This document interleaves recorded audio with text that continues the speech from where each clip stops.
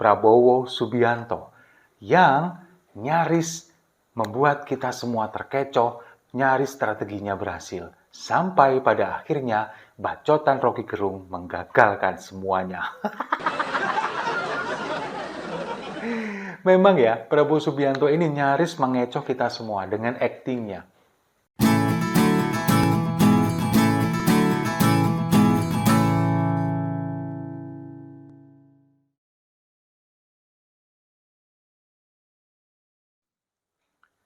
Salam damai untuk Indonesia, berjumpa lagi bersama saya, Papa Dimas. Info kali ini datangnya dari Prabowo Subianto yang nyaris membuat kita semua terkecoh, nyaris strateginya berhasil. Sampai pada akhirnya bacotan Rocky Gerung menggagalkan semuanya. Memang ya, Prabowo Subianto ini nyaris mengecoh kita semua dengan aktingnya. Sejak 2019, sejak dia memutuskan untuk bergabung menjadi menteri di Kabinet Presiden Joko Widodo, menjadi Menteri Pertahanan, ini seolah-olah terjadi sebuah rekonsiliasi yang sangat besar. Kemudian tercipta sejarah dalam dunia politik di Indonesia, bahwa seorang yang kalah di 2 kali pemilu, di 2014 dan 2019, kemudian mau membantu pemenang pemilu untuk menjadikan Indonesia sebagai negara maju. Nggak cuma sampai di situ saja. Ketika dia menjabat sebagai menteri, kemudian dia ketika kunjungan kemana-mana diajak oleh Presiden Jokowi ke beberapa daerah, dia selalu menunjukkan perubahan sikap yang signifikan. Dia mencoba untuk menjadi seorang yang manut, menjadi seorang yang tegak lurus sesuai dengan arahan Presiden. Dia menjadi orang yang sopan santun, kemudian dia selalu menunjukkan gimmick-gimmick bahwa dia ini adalah orang yang sudah berubah, nggak sama seperti dulu. Menunjukkan bahwa dia ini orangnya sopan, kemudian dia orangnya patuh kepada Presiden, bahkan setiap kali ada kesempatan, dia selalu hormat dan kemudian menyatakan, siap Pak Presiden, dan di hampir setiap kesempatan selalu memuji-muji Presiden Jokowi. Lebih tepatnya menjilat. Tapi juga nggak sampai di situ saja. Dia sengaja menciptakan image bahwa dia ini dekat dengan keluarga Presiden Jokowi. Dekat kemana-mana dengan Presiden Jokowi, bahkan dengan anak-anaknya, baik Gibran maupun Kaesang. Seperti yang terjadi ketika Lebaran kemarin. Datang ke Solo, kemudian dijamu oleh Kaesang, diambilkan makanan, itu kan kemudian menjadi gimmick. Menjadi seolah-olah ini adalah dia sangat dekat dengan keluarga Presiden Jokowi. Bahkan sekarang, dia juga mendekati Bu Iriana kabarnya kemarin. Itulah yang ingin dia lakukan untuk menciptakan image, membangun narasi bahwa dia ini mendapatkan endorse dari Presiden Jokowi. Seperti seolah-olah Presiden Jokowi ini menunjuk dia bahwa dia adalah orang yang pantas, dia adalah orang yang berhak untuk melanjutkan estafet kepemimpinan dari Presiden Jokowi. Apalagi dulu Presiden Jokowi pernah mengatakan bahwa Prabowo Subianto ini nanti gilirannya di tahun 2024 adalah giliran Pak Prabowo, kata Presiden Jokowi. Tapi entah giliran apa, mungkin giliran menjadi menteri lagi. Itu pun sudah membuat dia menjadi GR. Nah, itulah yang kemudian membuat dia seperti hanya itu yang bisa dijual. Karena apa? Karena dia memang nggak punya prestasi, kemudian dia nggak punya visi misi. Jadi yang bisa dijual adalah kedekatannya dengan Presiden Jokowi. Balihonya dipasang juga di mana-mana. Baliho fotonya bergambar foto dengan Presiden Jokowi di mana-mana, itu yang hanya bisa dia jual. Karena apa? Karena hanya itulah yang bisa menutupi jejak masa lalunya yang cukup kelam. Jejak di mana dia adalah seorang penculik di tahun 98. Itu yang kemudian diupayakan untuk menghapus semua itu. Nah, ini untuk apa sebetulnya tujuannya ini? Hanya untuk demi meraup suara dari dukungan dari pendukung Presiden Jokowi. Yang dilakukan dia ini adalah seolah-olah dia ini di-endorse oleh Presiden Jokowi, kemudian nanti tujuannya adalah untuk menculik suara dari pendukung Presiden Jokowi, dan itu nyaris berhasil. Orang-orang yang selama ini mendukung Presiden Jokowi, ini sebagian sudah masuk dalam jebakannya.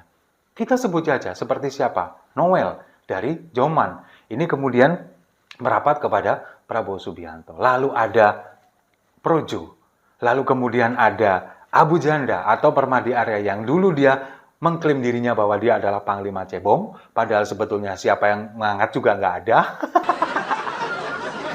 Tapi sekarang dengan bangganya di mana-mana dia selalu mengkoar-koarkan Prabowo Presiden ditambahi dengan kata-kata takbir di belakangnya. Mirip sekali dengan Kadrun. Lalu ada siapa lagi? Projo. Di mana ketuanya ini kemudian bertemu dengan Prabowo, kemudian dia seperti seolah-olah akan memberikan dukungan, akan mendeklarasikan bahwa dia Projo ini mendukung Prabowo Subianto dengan alasan sudah ditunjuk oleh Presiden Jokowi, tapi kemudian akhirnya dibungkam oleh Presiden Jokowi dengan ditunjuk sebagai Menkominfo menggantikan Johnny G. Plate. Lalu ada Budiman Sujatmiko yang seolah-olah lupa bahwa dulu dia adalah salah satu korban dari penculikan. Dia dan kawan-kawannya, bahkan beberapa orang kawannya ini nggak kembali, hilang entah kemana. Nah, dengan keberhasilan ini, strategi ini terus dilancarkan oleh Prabowo Subianto dengan berusaha untuk memecah suara dari pendukung Presiden Jokowi. Strategi ini nyaris berhasil memang. Aktingnya hampir sempurna. Sampai pada akhirnya muncullah Rocky Gerung dengan bacotannya yang legend itu. Dia kemudian menghina Presiden Jokowi, kemudian mengatakan bajingan yang tolol. Ini entah disetting seperti ini, ataukah kurang koordinasi, atau ini strategi macam apa lagi. Yang jelas ini seperti menampar muka Prabowo sendiri. Lalu kemudian banyak sekali pendukung Presiden Jokowi yang kecewa dan marah. Nah, itulah yang kemudian membuat pendukung Presiden Jokowi yang niatnya hampir kepincut dengan Prabowo, kemudian menarik lagi dukungannya karena marah, karena kecewa dengan pernyataan dari Rocky Gerung. Karena mereka menganggap Rocky Gerung ini adalah bagian dari Prabowo. Terbukti dengan beberapa foto kedekatannya dengan Prabowo Subianto, dengan keluarga Cendana. Lalu banyak yang mengkait-kaitkannya ini dengan Rocky Gerung dengan Prabowo Subianto. Dan faktanya adalah bahwa Rocky Gerung di tahun 2019 ini memang dia adalah calon menterinya Prabowo. Itulah yang kemudian banyak sekali yang mengkaitkan ini dan mengatakan bahwa apa yang disampaikan Rocky Gerung ini adalah perpanjangan tangan dari Prabowo Subianto. Orang-orang yang sedianya akan terkecoh ini, kemudian mereka seolah tersadar begitu bahwa sebetulnya memang Prabowo ini nggak sama sekali berubah. Jadi dia ini cuman acting, cuman pura-pura. Yang dibutuhkan hanya apa? Dia hanya ingin meraup dukungan dari pendukungnya Presiden Jokowi. Terbukti lagi ketika Rocky Gerung menyatakan pernyataan penghinaan kepada Presiden Jokowi, Prabowo tidak spontan, tidak semerta itu juga langsung memberikan tanggapan. Dia hanya menunggu sampai sekarang, baru kemarin memberikan tanggapan. Itu pun juga tanggapannya aneh. Cuman mengatakan bahwa iya, Rocky Gerung ini keliru. Nggak seharusnya menggunakan kata-kata itu. Cuman gitu. Katanya besti.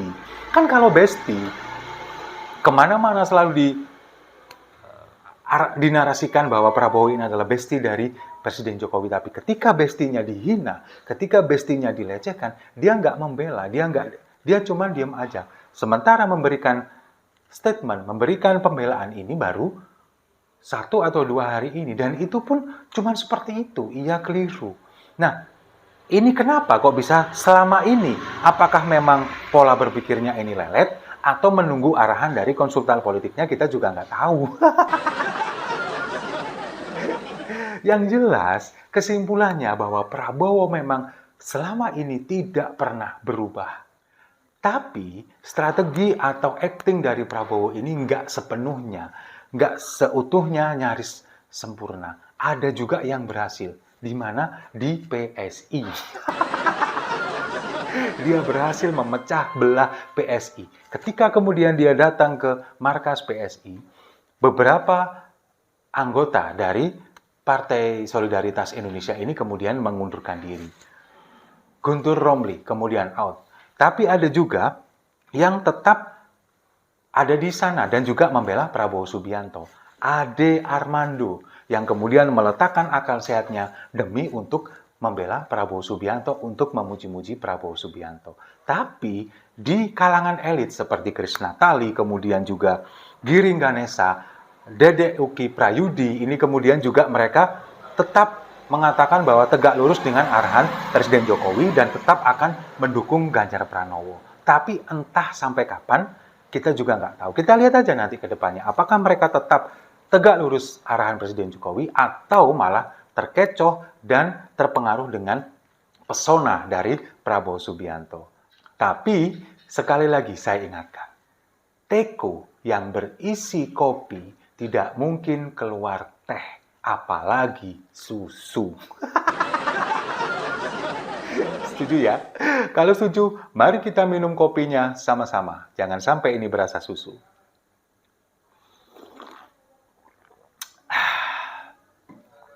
Saya rasa itu. Terima kasih sudah menyimak. Jangan lupa like, komen, dan subscribe. Sampai jumpa di video-video saya selanjutnya. Gerak cepat, Indonesia maju.